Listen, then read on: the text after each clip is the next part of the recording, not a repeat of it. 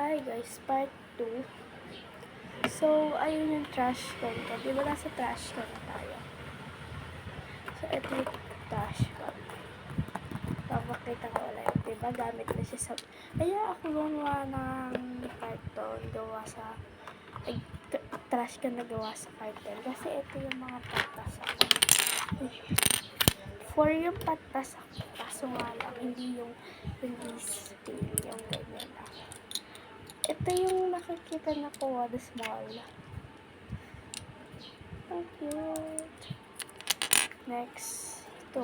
Same lang.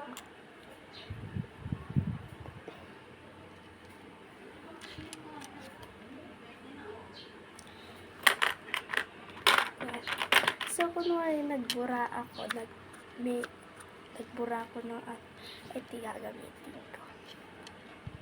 Tignan nyo, may laman to eh.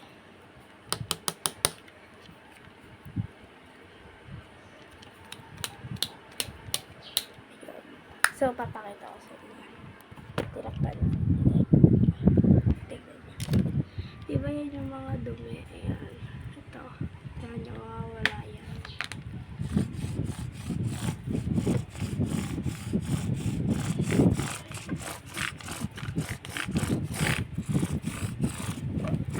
Kaya lang siya may dumi kasi yung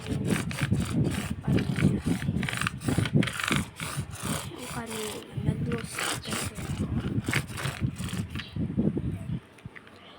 ayan na siya sa loob. Ayan na siya sa loob. So, mura lang na, mahal din to ng konti, pero kung sa inyo, kung mayaman kayo, eh, mura lang para sa inyo. Akin kasi 100 lang kaya, 199 pesos lang yan. So, 200 na sabihin mo. Mura lang yun. Bay free yun. Meron siyang kasamang highlighter na isang buo. Tapos, candle. Yung candle na yung may lalagyan. Tapos, pencil dalawa. Ito ngayon nakuha kong pencils. Ay, 4 na piraso pala. 4 pieces. Iba-iba siya. May blue, dalawang blue at dalawang yellow.